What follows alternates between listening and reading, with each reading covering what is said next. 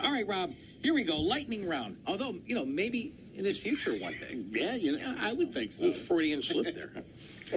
There'd be some conspiracy theorists going, They knew. Gary made a Freudian slip. You know what that means? He probably knows something that he's not telling us. You know how there's always a person out there that thinks that. Okay, so let's go. Let's do a quick like a lightning round here. Your thoughts on Wanda? Oh, and now, by the way, now there's Alfredo in Bridgeport.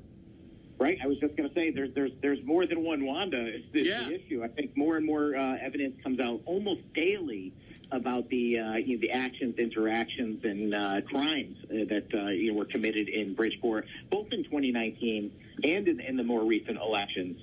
And it's going to keep coming out. And I mentioned a lot of press releases. Many of them are about this subject because to me this is probably the most important thing that needs to be conveyed to the people of Connecticut, which is that the Democrats in Hartford are completely silent. They refuse to even respond to our press releases and our accounts of what's happened and why we need to fix our elections. From watching the legislature that Steve and the rest of the Senate Republicans and I continue to offer amendments to clean up our election process. It can be done. It's a simple change in policy. We offer 5 amendments. I mean, there's a lot more things we could do, but 5 basic amendments that are about cleaning up voter rolls and auditing things and requiring ID and verifying signatures for absentee ballots and actually providing significant penalties on top of it. If you start to do these things, we'll stop having Wandas and Alfredos. All right, so your thoughts on Democrats trying to pass taxpayer subsidies for striking workers? Yeah, it's funny is that the actual bill that they passed doesn't even mention those things. They had an actual bill designed to do that, and they offered it in the last 2 sessions, and I debated it for many, many hours, both times in the Senate, and ultimately it never passed. So it was odd that, that on the final night of the legislative session this year that they came back and tried to offer this alternative bill, which essentially just says we're going to give the comptroller $3 million and he can give it to low-income workers, whatever that means. And it wasn't even clear that it was, supposed to mimic the unemployment for striking workers until Martin Looney said so on the floor of the Senate. But what an absurd idea to take people that are voluntarily walking off the job and paying them compensation made for people who lose their job not of their own free will. I agree. It's an abuse of the system, and it just shows the Democrats' loyalty to union leadership and not to the people of the state. Do you think Connecticut needs to confront the negative impact of illegal immigration?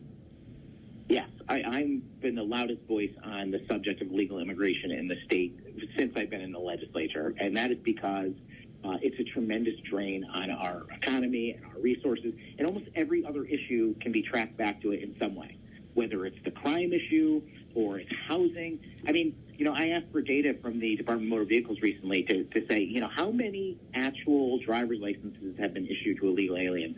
And the number is 80,000 plus, Gary.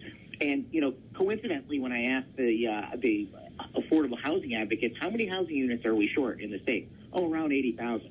I'm not saying that it's a one-for-one situation, but the fact of the matter is if the Democrats continue to invite illegal aliens to Connecticut, and they are eligible for every state benefit, by the way. I put a bill in every year to require you to have a citizenship requirement to be eligible for state benefits, and the Democrats won't even give me a hearing on the subject.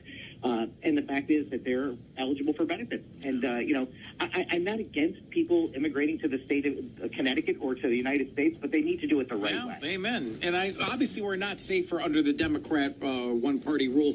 All right, I need you to answer this in less than 30 questions. Last question for the lightning round. Your thoughts on DEI? It's racism, period.